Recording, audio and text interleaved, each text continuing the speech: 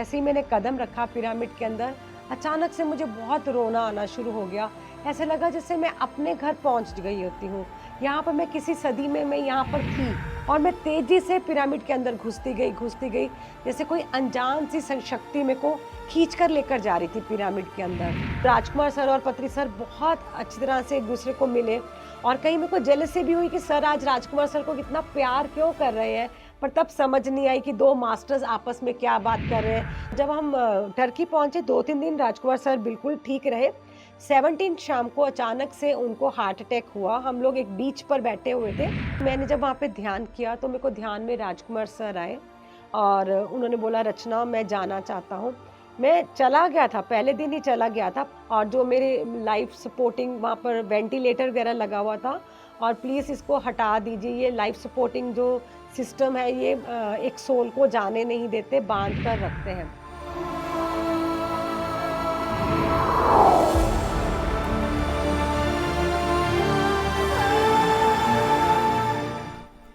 नमस्कार। आत्मा की यात्रा में आप सभी का स्वागत है। पिछले भाग में हमारी चर्चा चल रही थी रचना गुप्ता जी के साथ।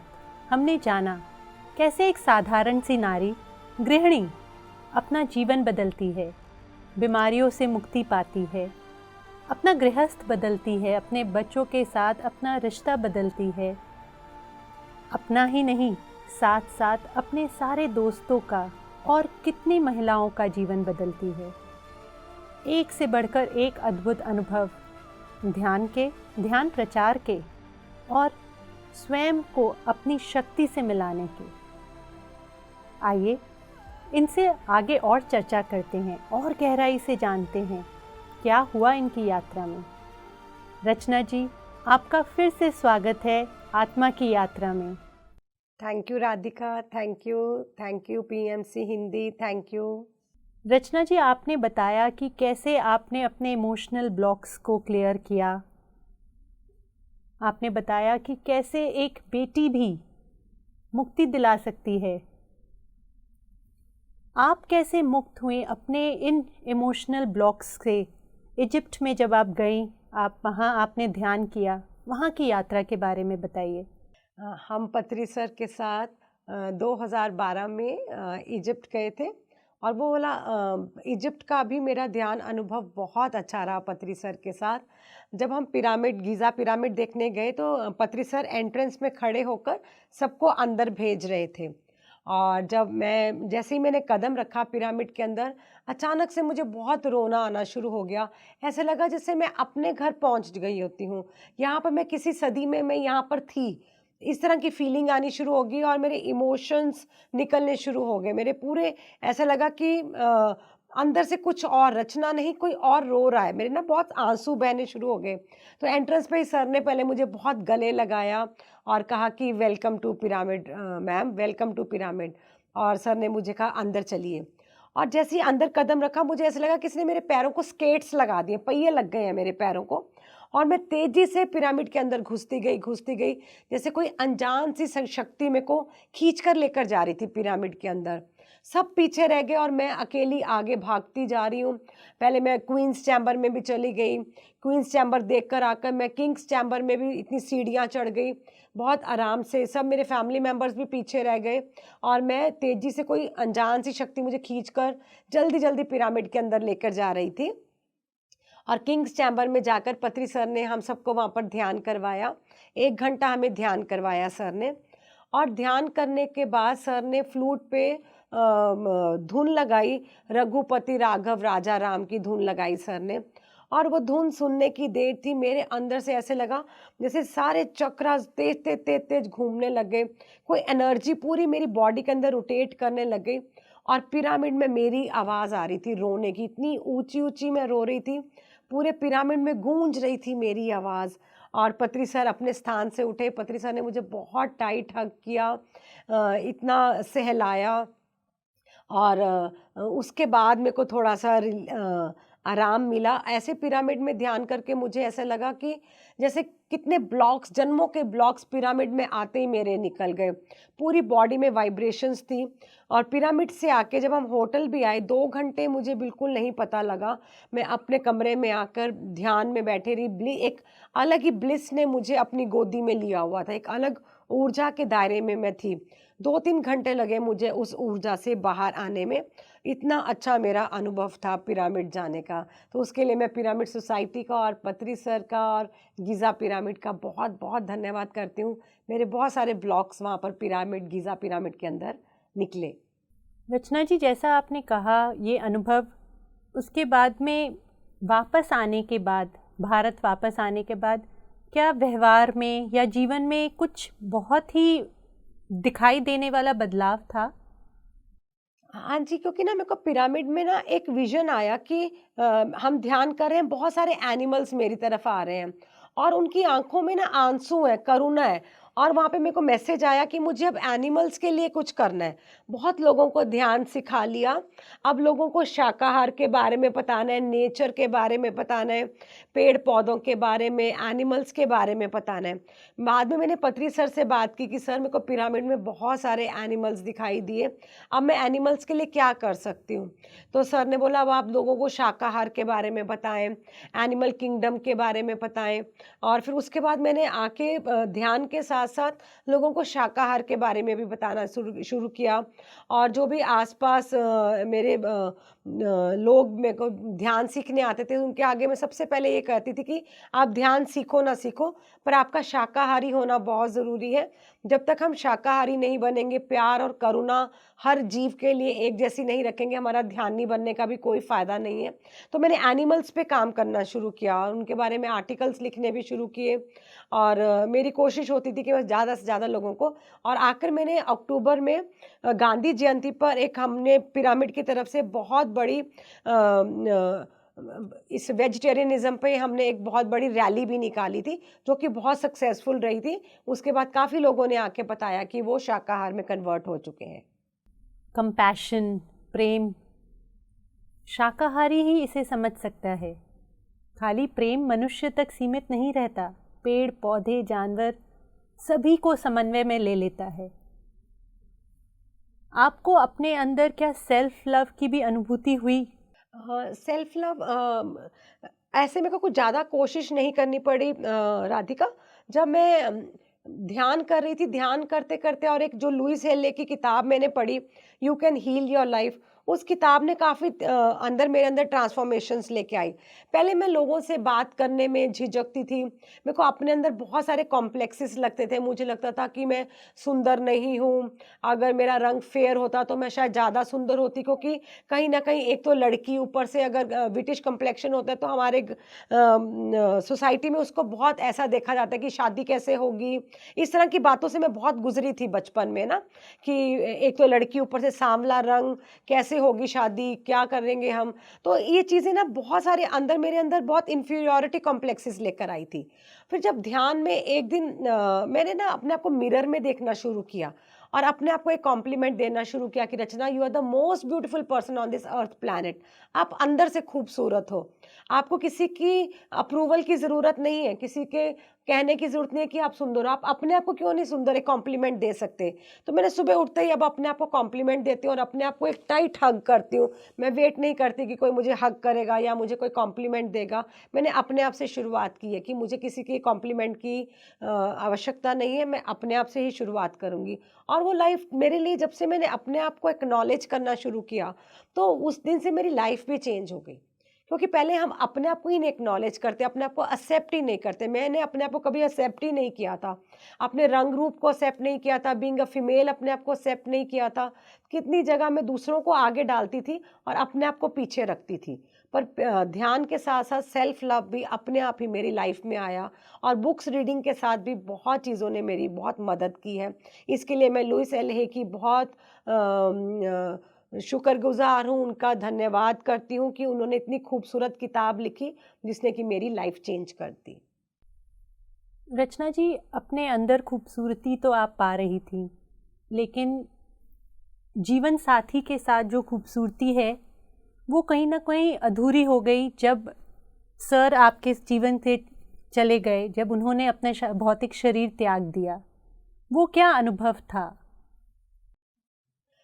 2018 में हम लोग पिरामिड स्पिरिचुअल सोसाइटीज़ के साथ ही ट्रिप पर गए थे, टर्की गए थे। मई में हम लोग मई के महीने में हम लोग टर्की गए थे।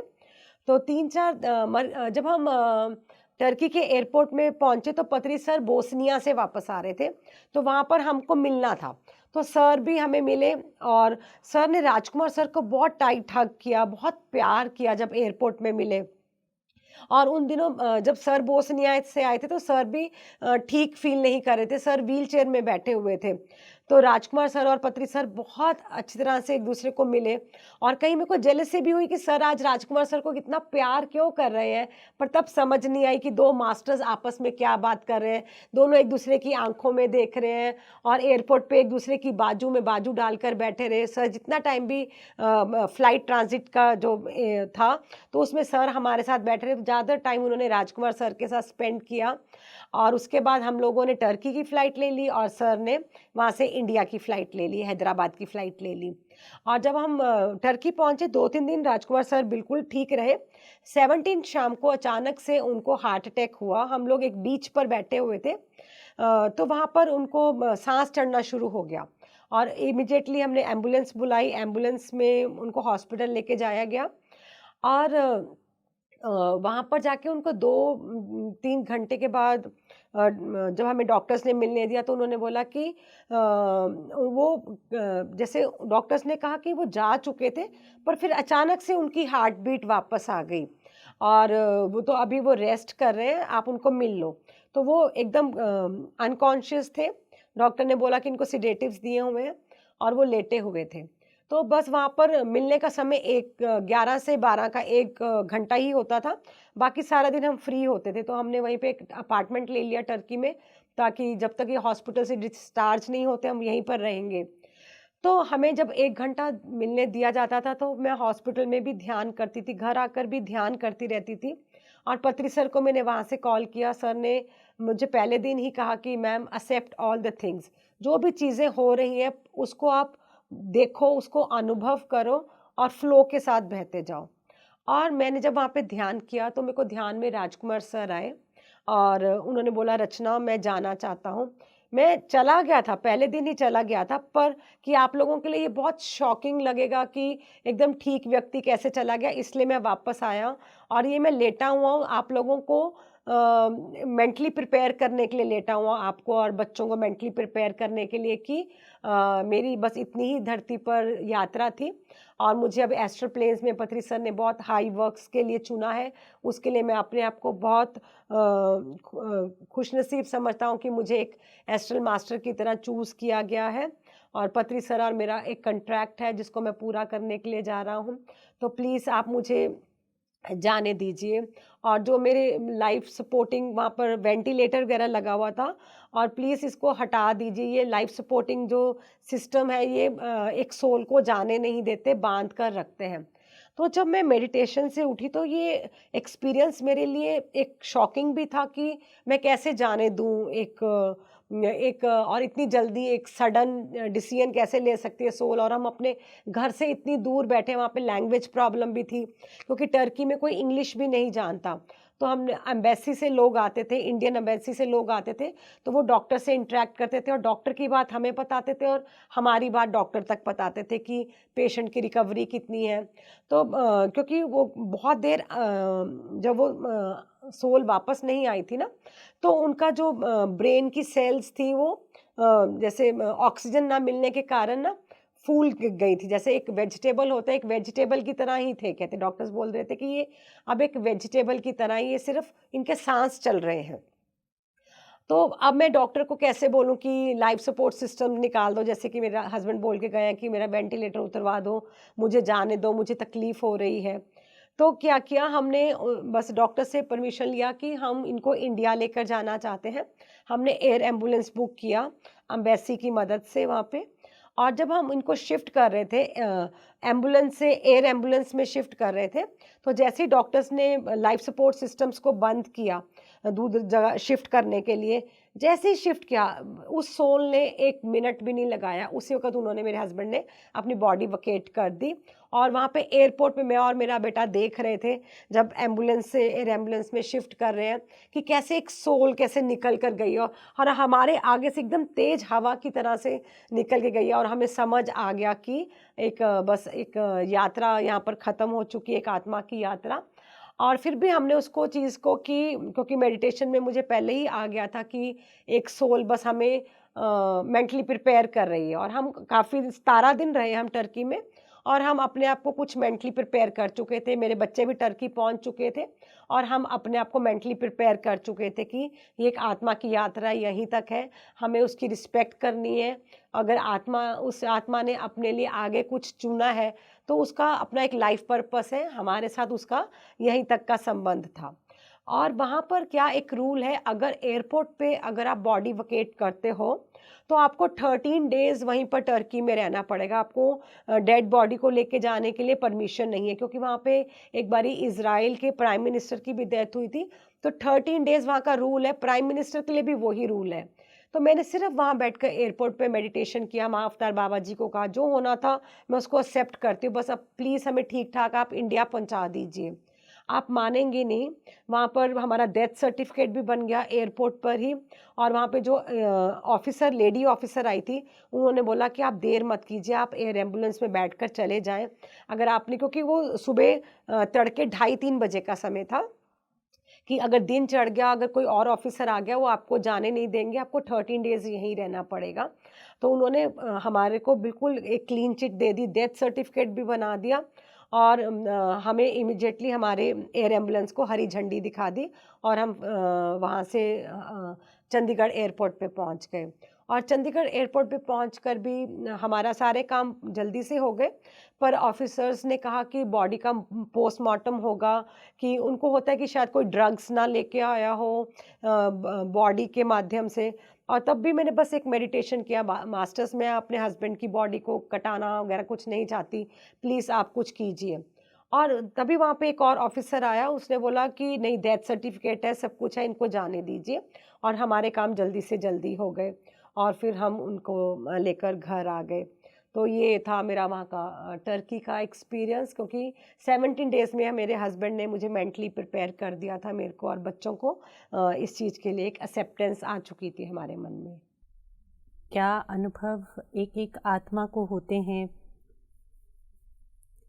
रचना जी, आपको मृत्यु का डर पहले से था, तो कैसे, आपको क्या लगता है कि राजकुमार जी का इस तरह से जाना और आपके मृत्यु का डर कुछ लिंकेज है, कुछ आपस में संबंध है इसका? हाँ जी, राधिका, हो सकता है, क्योंकि ध्यान में आने से पहले मुझे डेथ का बहुत फ़ियर था।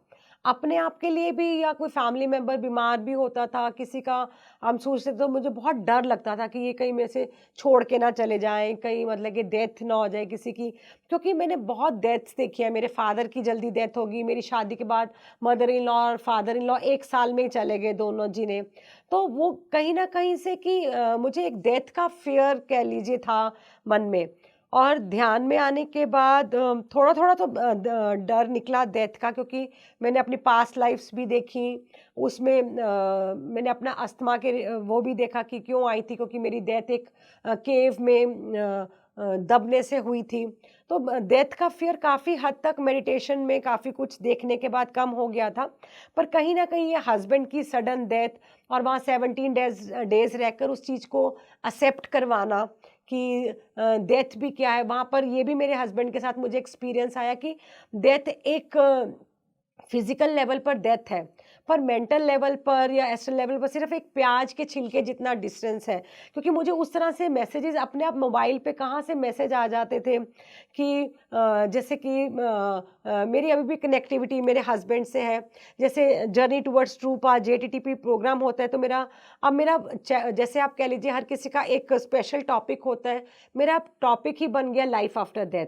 क्योंकि पता नहीं, डेथ का जो फियर निकलने के बाद अब मैं सबको यही कहती हूँ कि डेथ कुछ भी नहीं है, एक इल्यूजन है। सिर्फ एक फिजिकल लेवल पर डेथ है, पर अगर हम मेंटल लेवल पर, एस्ट्रल लेवल पर बात करें तो वो सोल्स कहीं नहीं जाती, हमेशा हमारे साथ कनेक्टेड रहती हैं।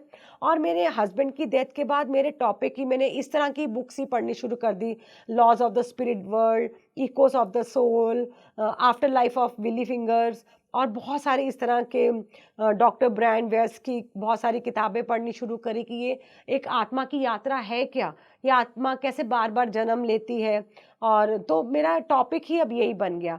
अब तकरीबन हर एक प्रोग्राम में मेरा लाइफ आफ्टर डेथ पर मेरा एक टॉपिक रहता है, और मुझे लगता है कि मुझे अब लोगों को डेथ के डर से बाहर निकालना है। जैसे मास्टर्स ने ही मुझे ये एक सब्जेक्ट दिया हो कि अब डेथ का फियर, डेथ कुछ भी नहीं है, इस फियर से हमें, क्योंकि मैक्सिमम लोगों को अभी भी डेथ का बहुत फियर है। वो सोचते हैं ये अर्थ प्लैनेट ही उनका असली घर है, अगर हमारा जन्म हुआ है तो मरण भी निश्चित है, हमें अपने असली घर जाना है। ये रियलाइजेशन जितनी जल्दी हम कर लेंगे उतने हम जल्दी सुखी हो जाएंगे। तो मेरा इस लाइफ टाइम का पर्पस अब मेरे को लगता है यही है कि मुझे लाइफ आफ्टर डेथ के बारे में लोगों को जागरूक करना है, अवेयरनेस क्रिएट करनी है, और उनको बताना है कि डेथ कुछ भी नहीं है। राजकुमार सर के अचानक से जाने को आपने बखूबी अपना लिया, स्वीकार कर लिया, लेकिन बच्चे अभी भी छोटे थे, आपने उनको कैसे हैंडल किया? मुझे लगता है मुझसे भी ज़्यादा एनलाइटेंड मेरे बच्चे हैं, दोनों बेटे जो हैं और मेरी बेटी है। वो दोनों मेडिटेटर हैं, बहुत देर से ध्यान कर रहे हैं, और उन्होंने भी इस चीज़ को, क्योंकि वो भी टर्की पहुंच चुके थे, 17 डेज़ उन्होंने भी बहुत क्लोजली अपने फादर को देखा वहाँ पे हॉस्पिटल में। और वहाँ मेरे बेटों ने जब हम वापस आ गए इंडिया, तो उनकी अस्थियां, जब राजकुमार सर की अस्थियां हम हरिद्वार में जल प्रवाह करने के लिए जा रहे थे, तो मेरे बेटे ने अपने फादर की एक पास्ट लाइफ देखी, और देखा कि उन्होंने वो क्या मैसेज दे रहे हैं कि और उन्होंने छोटे बेटे को भी ये अंडरस्टैंडिंग आई कि उनका यहीं तक का लाइफ पर्पस था, पर वो अब ज़रूरी नहीं है कि फिज़िकली हमारे साथ हों, वो एस्ट्रली हमारे साथ अभी भी हैं। और बहुत सारे उनके साथ एक्सपीरियंसेस भी हुए जहाँ पर उनके फादर ने एस्ट्रली उनकी बहुत मदद की इस चीज़ के लिए ना, इस चीज़ से निकलने के लिए भी, और बिजनेस में भी। जैसे कि एक दो इंसिडेंट मैं आपको बताना चाहूँगी। जैसे उनकी डेथ के बाद कई लोग आए कि अभी राजकुमार सर से हमारी पेमेंट लेने वाली है, उनके कुछ उन्होंने हमारे पैसे देने हैं। और तो वो हमेशा अपने रात को आकर अपने सारे एक्सपेंडिचर्स वगैरह कागज, एक डायरी बनाई हुई थी, उसमें लिखते थे। तो बेटों ने उनका ड्रॉर खोला, उनके कागज निकाले, तो उनको वो एंट्री मिल नहीं रही थी। तो मेरे बेटे ने हाथ में कागज लिया और बोला कि डैडी मुझे तो वो एंट्री मिल नहीं रही, प्लीज़ मेरी हेल्प कीजिए। और इमीडिएटली उसके हाथ से वो कागज, एक ढेरी में से एक कागज गिरा, और उसमें खोला तो उसमें उस व्यक्ति को जब 30,000 पे किए हुए थे, उसकी वाली वो स्लिप थी। तो उसने इमीडिएटली वो फ़ोटो खींचकर उस व्यक्ति को डाली कि इस डेट को आपकी पेमेंट की गई है। तो वो बहुत खुश हुआ कि मैंने आँख बंद करके अभी डैडी को कॉल किया कि आप मेरी मदद कीजिए, तो कैसे वो वाला ही पेपर गिरा उसका हाथ से। तो उसका अब वो भी इस चीज़ के लिए मतलब कहीं न कहीं उनको स्ट्रेंथ मिली, करेज मिला मेरे हस्बैंड ने, जैसे कि उनको अभी भी कहीं न कहीं उनकी बैक सपोर्ट, उनको लगता है कि अभी भी डैडी कहीं न कहीं एस्ट्रल वर्ल्ड से हमारी मदद कर रहे हैं, क्योंकि फिज़िकल वर्ल्ड में हमारी एनर्जीज़ और शक्तियाँ कम होती हैं। एस्ट्रल वर्ल्ड में हमारे पास बहुत सारी ऊर्जा होती है और बहुत सारी शक्तियाँ होती हैं, और अभी भी उनको लगता है कि वो हमारी मदद कर रहे हैं। बिल्कुल रचना जी, आपने सही कहा कि केवल एक प्याज के छिलके की जितनी दूरी है अभी भी उनमें और आप में, वास्तव में कोई दूरी है ही नहीं। आपको बहुत बार उनके अपने करीब होने का महसूस हुआ है, एहसास हुआ है। क्या महसूस होता है आपको उस समय? राधिका, मेरे साथ ना लाइट की फ्लिकरिंग शुरू हो जाती है जब भी मैं उनकी बात करूंगी, या जर्नी टुवर्ड्स ट्रू पाथ में मैं डेथ के ऊपर बात करूंगी या राजकुमार सर के बारे में बात करूंगी, तो इमिजिएटली लाइट्स फ्लिकर करने लग जाती हैं। जैसे लाइट के माध्यम से वो मेरे साथ कनेक्ट होते हैं, वो मुझे पता लग जाता है कि एक सोल मेरे साथ कनेक्ट हो रही है लाइट के माध्यम से। तो मेरे रूम की लाइट्स जलने बुझने लग जाती हैं, तो मुझे पता लग जाता है। फिर मैं मेडिटेशन में बैठती हूँ कि आप मुझे क्या कहना चाहते हैं, क्या मैसेज देना चाहते हैं, तो मैं मैसेज रिसीव कर लेती हूँ। तो वो कहीं ना ना कहीं ऊर्जा के माध्यम से या सिंक्रोसिटीज़ पे मैं बहुत बिलीव करती हूँ। एक दिन मैं बहुत उदास थी जैसे कि, तो अचानक से मैंने रेडियो ऑन किया, तो वो गाना आ रहा था, तू जहाँ जहाँ चलेगा मेरा साया साथ होगा। तो इमीडिएटली मुझे लगा कि ये गाना मेरे लिए ही बजा है, क्योंकि मैं आज उनको याद कर रही हूँ या मैं उदास हूँ। तो उस तरह की सिंक्रोसिटीज़ में मुझे बहुत बिलीव है। तो उस तरह से मेरे को साइंस मिल जाते हैं, या कोई मैं बुक उठाऊँगी तो उस पेज पे कोई ना कोई मेरे को मेरे लिए मैसेज लिखा हुआ मिल के आ जाएगा, या मैं अगर कोई यूट्यूब में कुछ खोलूँगी तो अचानक से ऐसा कोई मैसेज आ जाएगा, तो वो कोरिलेट हो जाएगा कि मैं जो सोच रही हूँ उसके साथ। तो मैं इन चीज़ों पे बहुत बिलीव करती हूँ, सिंक्रोसिटीज़ पे और यूनिवर्स के मैसेजेस पर। अभी फ़रवरी के महीने में आपको भी कोरोना हुआ और उस समय आपने भी एक नियर डेथ एक्सपीरियंस किया। क्या अनुभव था वो? हाँ जी, अभी हरिद्वार में मार्च में हम लोग हरिद्वार गए थे। वहाँ पर महाध्यान कुंभ था। तो हरिद्वार में जब जैसे ही मैं गई, पत्री सर ने मुझे देखते ही बोला, "आप अभी तक ज़िंदा हैं?" और सर के मुँह से कभी कोई ऐसे वर्ड नहीं निकलता। सर अपने वाक क्षेत्र पे बहुत कंट्रोल रखते हैं, और सर की हर एक बात पर मुझे पूरा यकीन होता है। अगर सर के मुँह से कोई बात आई है, तो उसका कुछ ना कुछ मतलब ज़रूर है। तो मुझे अचानक से लगा, सर ने ऐसा मुझे क्यों बोला कि आप अभी तक ज़िंदा हैं? क्या मैं मरने वाली थी? तो मुझे वो बात मेरे दिल के अंदर घर कर गई। और फिर जब मैं हरिद्वार से वापस आई, तो 1-2 दिन बाद मुझे फ़ीवर हो गया, और मुझे अंदर ही अंदर लगा कि मेरी एनर्जीज़ चेंज है, कि कहीं न कहीं कोरोना मुझे हुआ है। तो मैंने मेडिटेशन में बैठी और मास्टर कोरोना को कहा, जैसे मैंने कि आप तो मुझे मैसेज मिला, मैंने उनको पूछा कि आप क्यों आए हैं? तो उन्होंने बोला, अभी आपको पता लग जाएगा, जल्दी आपको पता लग जाएगा। आपको जो लेसन सीखना है, मैं आपको वो लेसन सिखाने के लिए आया हूँ। तो मैंने उनका भी वेलकम किया, जैसे हम अतिथि का वेलकम करते हैं। जब अतिथि घर आते हैं, उसको गेट से थोड़ी वापस भेज देते हैं, हम उसका स्वागत करते हैं ना। तो मैंने भी मास्टर कोरोना का स्वागत किया, ठीक है, आपका स्वागत है, आपको जो लेसन मुझे देना है, मैं उसके लिए तैयार हूँ। तो 2 दिन बाद मेरे को आधी रात को बहुत तेज़ बुखार चढ़ गया, अराउंड 3, और क्योंकि मैं अकेली थी, आइसोलेशन में थी, रात को मैं वॉशरूम गई, तो वॉशरूम में मुझे लगा मेरा हार्ट सिंक कर रहा है, जैसे मेरा दिल बैठता जा रहा है, और फिर मेरे को ब्लैकआउट होना शुरू हो गया, अंधेरा छाना शुरू हो गया। वॉशरूम से मैं अपने बेड तक कैसे आई, मुझे बिल्कुल भी याद नहीं है। और जैसे ही मैं बेड पे लेटी, तो मैं क्या देख रही हूँ कि एक रचना बेड पर लेटी है और एक सीलिंग पर है। मैं सीलिंग से अपने आप को देख रही हूँ, और मैं ये बताना चाहती हूँ, चाहे हम मर भी जाते हैं, पर हमारा ये कॉन्शियस माइंड चलता रहता है। बॉडी चाहे नहीं चल रही होती, ब्रीदिंग नहीं आ रही होती, पर माइंड नहीं मरता। मैंने माइंड देखा, अपने आप को बहुत बारीकी से ऑब्जर्व किया, माइंड मेरा चल रहा था, और पूरा कॉन्शियसली चल रहा था। और मैं अपने आप को पूछ रही हूँ, अगर रचना वहाँ लेटी है, तो ये सीलिंग वाली कौन है? ये सच मैं हूँ कि सच वो है? और अगर मैं चली गई हूँ, मेरी डेथ हो गई, अगर मैंने बॉडी वकेट कर दी है, तो मेरे एंसेस्टर्स क्यों नहीं लेने आए? मुझे कोई लेने क्यों नहीं आए? मेरा फर्स्ट गुरु क्यों नहीं मुझे लेने आए? क्योंकि हमने एक थॉट डाला होता है, जब हम मरें तो हमारे ये हमने पढ़ा भी होता है कि आपको एंसेस्टर्स लेने आते हैं, आपके स्पिरिट गाइड्स लेने आते हैं। तो जैसे ही मैंने सोचा, तो मेरी सीलिंग से सोल निकल कर, खिड़की से निकल कर, तो मैंने देखा कि मैं उड़ती जा रही हूँ, उड़ती जा रही हूँ, और उड़ते-उड़ते और मैं पूछ रही हूँ, मैं कहाँ जा रही हूँ? तो एक आवाज़ आ रही है, तू एक बर्ड की तरह एक्सपीरियंस लेना चाहती थी ना उड़ने का, अब चुपचाप शांत भाव से एक बर्ड की तरह फ्लाइंग का एक्सपीरियंस ले। और मैं वो एक्सपीरियंस लेते हुए भी मैं उड़ती जा रही हूँ, और जब मैं आगे जा रही हूँ, तो एक रेड कलर की एनर्जी, एक टनल से मैं निकल रही हूँ, और उसमें बहुत सारी और लोग भी उड़ते जा रहे हैं। और जब उड़ते हुए मैंने देखा कि मैं टनल से बाहर आ रही हूँ, और वहाँ पर राजकुमार सर खड़े हैं, मेरी दादी खड़ी है, मेरे फर्स्ट गुरु खड़े हैं, और मेरा एक पमेरियन डॉग था, उसका नाम हमने शिमला रखा हुआ था, क्योंकि वो बहुत स्नो की तरह वाइट वाइट था। वो भी खड़ा और अपनी पूंछ हिला रहा है, और मैं सबको देखकर बहुत खुश हो रही हूँ। और मेरी दादी बिना स्टिक के खड़ी है, और वो यंग यंग लग रही है। और मैं अपनी दादी को पूछ रही हूँ, दादी आप तो स्टिक के साथ चलते थे? तो वो बोलते हैं कि यहाँ की ऊर्जा इतनी अच्छी है कि हम अपनी फिजिकल डिस्फॉर्मिटीज़ जो होती हैं, वो धरती पर ही छोड़ कर आते हैं। जब हम यहाँ की ऊर्जा में एंटर करते हैं, तो हम फिर से हमारी सारी जो भी प्रॉब्लम्स होती हैं, ठीक हो जाती हैं। तो यहाँ पे आते ही मेरी कोई स्टिक की ज़रूरत नहीं है, मैं बिल्कुल ठीक हूँ।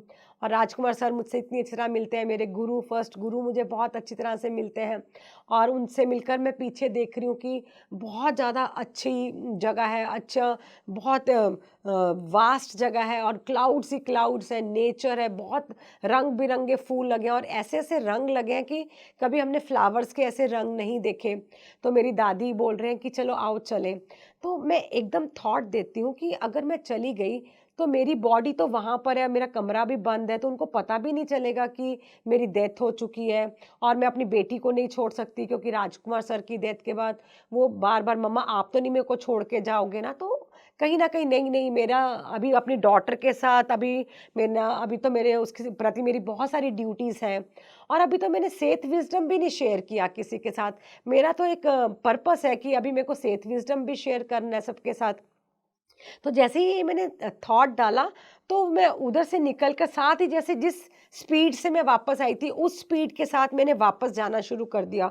उसी टनल से निकली, उसी आसमान से निकलते हुए, अपनी खिड़की से आते हुए मेरे इतनी तेज़ी से अपनी बॉडी में आई, इतना जर्क लगा कि मेरी बॉडी बेड से ऊपर इतनी झटके के साथ मैंने बॉडी में एंटर किया और 10-15 मिनट तक तो मुझे समझ नहीं आया कि ये मेरे साथ हुआ क्या है और मैं चुपचाप ऐसे ही लेटी रही और अगले दिन तक मुझे समझ आया कि मेरे साथ क्या हुआ, मैं कहाँ गई थी, मेरे को कौन-कौन मिला और नेक्स्ट डे से मेरे अंदर से एक रैपिड चेंज आ गया। मेरे को कोई बुखार नहीं चढ़ा, लग भी नहीं रहता कि मुझे कोरोना हुआ है और थोड़े दिन पहले ही मेरे मन में एक इच्छा आ रही थी कि मेरे को सेहत विज़डम दूसरों के साथ शेयर करना है, तो मैं क्या करूँ? तो मेरे लिए क्या चैप्टर होगा? तो मैंने ऐसे ही सेहत स्पीक किताब ली और आँखें बंद करके उसको ऐसा पन्ना खोला, तो मेरे आगे डेथ का चैप्टर आया था और जब डेथ का चैप्टर आया था, तो मैंने कहा कि मेरे को ऐसे सब्जेक्ट चाहिए जिसको मैं मेरा अपना पर्सनल अनुभव हो। जैसे कि अब मैं अगर किसी को बताती हूँ मैंने अस्थमा ठीक किया, तो मेरा वो पर्सनल एक्सपीरियंस है कि मैंने अपना साइनस ठीक किया, अपनी 22 एलर्जिक्स ठीक किए हैं, वो मेरा अपना एक्सपीरियंस है। तो मैं डेथ के बारे में कैसे दूसरों को बताऊँगी जबकि मेरा अपना अनुभव नहीं है। तो मुझे समझ आया मास्टर कोरोना ने क्या कहा कि आपको अपना पर्सनल एक्सपीरियंस चाहिए था डेथ के साथ ना, तो ये अब आपका अपना एक्सपीरियंस, आप दूसरों के साथ कनेक्ट होना चाहते थे अपने एक्सपीरियंस के साथ, ताकि आप अपना अनुभव दूसरों को बता सकें। तो ये डेथ नियर डेथ एक्सपीरियंस जो है ये आपका अपना अनुभव है, जो मास्टर कोरोना ने, मास्टर सेठ ने आपको दिया है। अब आपका लाइफ पर्पस है, आप अपना सेहत विज़डम दूसरों के साथ बाँटें, नियर डेथ एक्सपीरियंसेस दूसरों को बताएँ और लाइफ आफ्टर डेथ के बारे में लोगों के अंदर से डेथ का फ़ियर निकालें। और यहाँ पे राधिका मैं आप लोगों को ये भी बताना चाहती हूँ, जब से राजकुमार सर की डेथ हुई है, मेरे पास ज़्यादातर केसेस ऐसे ही आ रहे हैं। पता नहीं मैं विमेन के साथ ज़्यादा कनेक्टेड हूँ, जिन्होंने कोरोना काल में अपने हस्बैंड्स को लूज़ किया है। वो पता नहीं कहाँ से ऐसी लेडीज़ मेरे पास ध्यान में ज़्यादा आ रही हैं, क्योंकि शायद कि मैं इस दुःख से कैसे निकली बाहर। वो मेरा किसी के पास पर्सनल दुःख होता है ना अपना, तो वो दूसरा जल्दी समझ आता है कि ये भी तो उस दुःख से निकली है। तो मेरे पास अब ज़्यादातर ऐसे केसेस आ रहे हैं। ऐसी लेडीज़ के बहुत सारे, अभी मैं ऋषिकेश में भी ऐसी लेडीज़ से आपको मिलाना चाहूँगी, जिन्होंने अभी कोरोना काल में अपने हस्बैंड को खोया है, पर कुछ देर मेरे साथ रहने से, ध्यान करने के साथ वो अब इस चीज़ से निकल कर बाहर आई हैं। तो शायद राजकुमार सर ने मेरा मिशन करने में हमारा कुछ जॉइंट हम कॉन्ट्रैक्ट लिख कर आए थे कि जब वो जाएँगे तो शायद मेरी स्पिरिचुअल जर्नी तब से शुरू होगी, क्योंकि उनके जाने के बाद मैंने बहुत कुछ लाइफ में सीखा है और लाइफ आफ्टर डेथ के बारे में तो बहुत रिसर्च वर्क भी मैंने किया है और अब तो मेरे पास अपना नियर डेथ एक्सपीरियंस भी है। बहुत ही सराहनीय हैं आपके सारे अनुभव। मुझे याद है एक बार आप बता रही थी ये जो नियर डेथ एक्सपीरियंस आपको हुआ, इसमें एक रिकन्फर्मेशन भी आपको मिला कि आपका ये नियर डेथ एक्सपीरियंस ही था और ना कि कोई सपना या वैसा कुछ। क्या हुआ था? हाँ जी, जब ना राधिका जब मैं निकल रही थी ना, अपनी खिड़की से बाहर निकली, जब मैं उड़ रही थी तो मैंने बहुत सारे लोगों को उड़ते हुए देखा और उसमें से एक हमारे नेबर में ही रहते हैं। अ, वो हनुमंत सेवा से हैं, चोपड़ा सर है वो ना, वो हनुमान सेवा से है वो, हनुमान जी की हनुमान चालीसा वगैरह पढ़ते हैं, वो सुंदरकांड का पाठ करते हैं। तो मैंने भी उनको भी उड़ते हुए देखा और मैं कह रही हूँ ये चोपड़ा भाई साहब भी कहाँ जा रहे हैं? विनोद चोपड़ा था उनका नाम, तो वो भी उड़ रहे थे और जब कोरोना के एक्सपीरियंस के बाद मुझे जब मैं आइसोलेशन से बाहर आई तो मुझे पता लगा कि हमारे नेबर में रहने वाले उन्होंने भी अपनी बॉडी वकेट की है इसी दौरान में। तो मेरे को ये समझ आ गया कि ये जो है ये कोई मेरा माइंड प्ले नहीं है।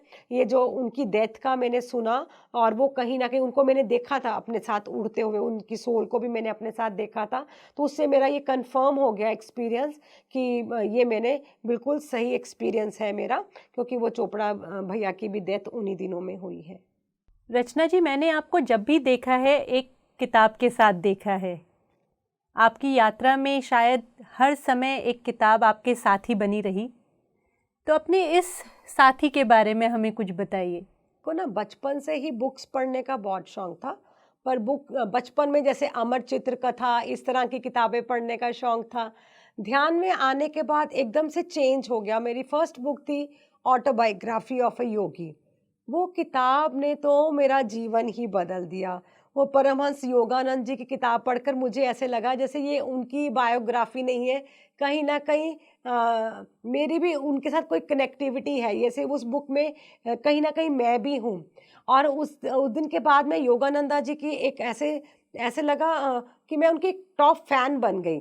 और एक दिन मैंने ध्यान में देखा कि मैं रांची में उनके साथ हूँ। मैंने वाइट साड़ी पहनी है, ब्लू सा बॉर्डर है और मैं उनकी डिसाइपल में से एक वन ऑफ द डिसाइपल हूँ।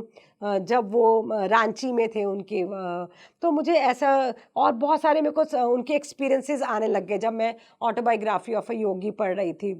तो सेकंड किताब थी मेरी living with the Himalayan masters, Swami Rama की। वो किताब भी बहुत सुंदर किताब थी और उसमें जब स्वामी रामा ने अपने इंसिडेंट्स शेयर किए हैं कि कैसे पैसे के प्रति अभी भी उनके मन में वो था। उनको एक बारी नदी के किनारे 5 गोल्ड के कॉइन्स मिले, उनके गुरु ने उनकी परीक्षा लेने के लिए गोल्ड के कॉइन्स रखे, तो उन्होंने कैसे वो कॉइन्स उठाकर अंदर छुपा लिए। तो वो कहीं ना कहीं लगा कि हाँ, ये चीज़ अभी मेरे में भी है। तो वो जो भी मैं मास्टर की किताब पढ़ती थी उनके साथ कनेक्ट हो जाती थी। बुक्स को ना मैं सिर्फ बुक्स की तरह नहीं पढ़ती थी, मैं बुक्स के साथ ना मेरे बहुत उसके अंदर तक चले जाती थी। यहाँ पर मैं एक किताब के बारे में आपके साथ शेयर करना चाहूँगी। एक बार मैं मीरदाद किताब पढ़ रही थी। वो मीरदाद किताब पढ़ते पढ़ते एक उसकी किताब है कि वो एक शिप में जा रहे हैं, तो कुछ लोग उसमें बैठे हुए हैं। तो वो जब वो अपनी बात कर रहा था, मुझे लगा कि मैं भी एक वर्लपूल में जाती जा रही हूँ, वर्लपूल में जाती रही हूँ। जब मैंने मीरदाद की किताब खोली तो मुझे लगा मुझे नींद आ रही है, मुझे कोई चक्कर से आ रहे हैं। और थोड़ी देर बाद देखा किताब कहाँ है, मैं कहाँ हूँ और एक वर्लपूल है, मैं वर्लपूल के अंदर जाई जा रही हूँ। और वो जो कैरेक्टर्स के साथ वो जो हो रहा था वो सब मेरे को लगा उनमें से एक कैरेक्टर मैं भी हूँ। तो मेरे साथ पता नहीं ऐसा क्यों होता था, जब भी मैं कोई किताब पढ़ती थी तो वो उस बुक का एक कैरेक्टर मैं बन जाती थी। जैसे कि मैंने आपको बताया from mundane to the magnificent किताब पढ़ी, तो उसका मास्टर उसको फुल मून को ले जाता था हर जगह। तो वो किताब पढ़ते पढ़ते मुझे भी लगता था कि मेरा स्पिरिट गाइड आए हैं, मेरे मास्टर्स आए हैं। तो मैंने भी अपनी बहुत सारी पास्ट लाइफ उस बुक के माध्यम से देखी है कि मुझे भी लगता था कोई स्पिरिट गाइड मुझे बुक में से लेकर जा रहा है, ट्रैवल कर रहे हैं। जैसे कि हम एलिस इन वंडरलैंड की किताबें पढ़ते हैं कि वो वंडरलैंड में जा रही है एलिस, मेरे साथ भी ऐसा ही होता था कि कोई मास्टर मुझे वंडरलैंड में लेकर जा रहा है। तो हर एक किताब मेरे लिए यूनिक है, हर एक किताब ने मेरी लाइफ में ट्रांसफॉर्मेशन करने में बहुत सहयोग दिया है। तो मैं तो यहाँ पे कहना चाहूँगी हर किसी को, बुक रीडिंग तो सबसे अच्छा दोस्त है, किताबें हमारी सबसे अच्छी दोस्त है। जैसे अब राजकुमार सर के जाने के बाद भी मुझे कभी खालीपन इसलिए भी नहीं लगा, शायद मेरे को बुक्स रीडिंग का बहुत शौक है, मैं कुछ भी समय वेस्ट नहीं करती। मुझे होता है मेरे को समय मिला है तो मैं किताब पढ़ लूँ। अभी मैं पीछे किताब पढ़ रही थी अनटोल्ड स्टोरी ऑफ सीता। वो किताब पढ़ते पढ़ते भी मैं लिटरली उस टाइम पर चले जाती थी जब सीता जी खुद वनों में बैठकर जंगलों में वसुंधरा माँ के साथ कनेक्ट होते थे और वो पशु पक्षियों के साथ बातें करते थे सीता माँ, और वो सरयू नदी से बातें कर रहे हैं सीता माँ। तो मैं वो बुक पढ़ते पढ़ते मैं कितनी बारी रोई हूँ, कितनी बारी हंसी हूँ और कितनी बारी मैंने वो लाइव एक्सपीरियंसेस लिए। वो बुक पढ़ते पढ़ते मैं खो जाती थी, 2-2 3-3 घंटे बुक खुली रह जाती थी और मैं बुक के अंदर चले जाती थी। कोई अनजान सी शक्ति मुझे बुक के अंदर ले जाती है, एक व्हर्लपूल की तरह मुझे पूरा एक बुक के अंदर ले जाता है। जैसे मैं दीना मरियम को पूरा समझ पा रही थी कि अगर वो मीनाक्षी हैं, तो हाँ, वो सच्ची में वो मीनाक्षी हैं। वो मैं पूरा उनको भी समझ पा रही थी, उनके जितने भी उस बुक के कैरेक्टर्स थे, उन सब के साथ मेरी एक कनेक्टिविटी बन रही थी। तो ऐसे ही मैंने 1000 सीड्स ऑफ जॉय भी पढ़ी, तो उसमें भी मुझे लगा कि मैं हर एक, अभी पीछे 40 मास्टर्स, मैसेजेस फ्रॉम 40 मास्टर्स, तो उन 40 मास्टर्स के मैसेजेस के साथ मैं 40 मास्टर्स के साथ कनेक्ट हो जाती थी। तो ये बुक्स की शक्ति है, बुक्स की ऊर्जा है। अगर आप बुक्स को एक ऊर्जा के माध्यम से लेंगे, एक उसकी तरह से पढ़ेंगे ना, तो बुक आपको बहुत अच्छे एक्सपीरियंस दे के जाएगी, आपको इतना अच्छा मार्गदर्शक बन जाएगी वो किताब, आपको पता भी नहीं चलेगा। बुक्स के साथ मेरे बहुत अच्छे एक्सपीरियंस है राधिका। मैं तो सबको कहूँगी कि बुक्स को कनेक्ट होके उस बुक को पढ़ो, चाहे हर रोज़ का एक पेज पढ़ो, पर पूरी तरह से उस बुक के साथ, उस ऑथर के साथ कनेक्ट हो जाओ। वाओ! किताब के अंदर चले जाना, एलिस इन वंडरलैंड। सच में परियों की कहानी है आपकी रचना जी। रचना जी, आप हमारे दर्शकों को क्या संदेश देना चाहती हैं? राधिका, मैं तो पहले तो यही कहना चाहूँगी, अधिक से अधिक ध्यान करें, क्योंकि अगर मेरी लाइफ में ध्यान नहीं होता तो शायद आज मैं यहाँ पे होती भी नहीं। क्योंकि जब मैं बीमारियों से जूझ रही थी, तो मैंने ले लिया था कि या तो मैं मर जाऊँगी, या तो मेरी बीमारियाँ रहेंगी, या मैं रहूँगी, एक ही रहेगा। और कैसे मेरी लाइफ में ध्यान आया, और ध्यान ने कहाँ से कहाँ मुझे लेकर आ गया। और मैं तो बहुत ही इंट्रोवर्ट पर्सन थी, मैं तो किसी से बात भी नहीं कर सकती थी, मैं तो अपने आप को भी शीशे में देख नहीं पाती थी, अपने आप को भी एक्सेप्ट नहीं कर पाती थी। तो मेरी जर्नी कैसे ट्रांसफॉर्म ध्यान ने की है, मेरे लिए क्या-क्या चीज़ें ध्यान ने की हैं। तो मैं तो ये कहना चाहूँगी, ध्यान को लाइटली मत लें। ये ऐसे मत लें कि तब कर लेंगे जब बुढ़ापा आएगा, तब कर लेंगे जब ये हमारी गृहस्थी खत्म हो जाएगी, जब ड्यूटियाँ खत्म हो जाएँगी, तब हम ध्यान कर लेंगे, नहीं। आज जब आपको पता लगे तभी से ध्यान की यात्रा शुरू करें, क्योंकि ये आपकी ध्यान की यात्रा आपके जीवन में खूबसूरती लेके आएगी, अच्छा स्वास्थ्य लेके आएगी, मधुर रिश्ते लेके आएगी, आपके एक हैप्पीनेस लेके आएगी, आपको हर तरफ से एक अबंडेंट लाइफ आपके लिए लेकर आएगी। और एक पीस, जो हम एक सुकून ढूँढते हैं, शांति ढूँढते हैं, है ना? वो भी हमें आनंद ढूँढते हैं, वो हमें ध्यान के माध्यम से आएगा। हम बाहर ढूँढते हैं, रिश्तों में ढूँढते हैं, पैसे में ढूँढते हैं चीज़ें, वहाँ पर कहीं पे भी स्थायी खुशी नहीं मिलेगी आपको। जब तक आप ध्यान नहीं करेंगे, आपको स्थायी खुशी कहीं पर भी नहीं मिल सकती। तो जब भी आपको अब पता लग गया ध्यान के बारे में, बिना एक दिन की भी देरी करे आप ध्यान में आएँ, ध्यान करें अधिक से अधिक। और यहाँ मैं कहना चाहूँगी, शाकाहारी भी ज़रूर बनें। देखिए, हमें जैसे हमें जीने का हक है, वैसे ही ये पशु पक्षियों को, जीवों को जीने का हक है, तो उन्हें भी जीने दीजिए।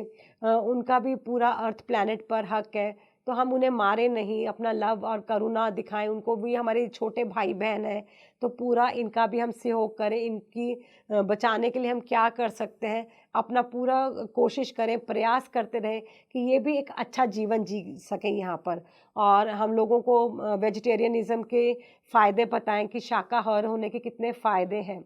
और वो स्वाध्याय, जैसे पति सर कहते हैं, किताबें पढ़ना, क्योंकि मेरे लिए किताबें पढ़ना एक बहुत अच्छा अनुभव रहा।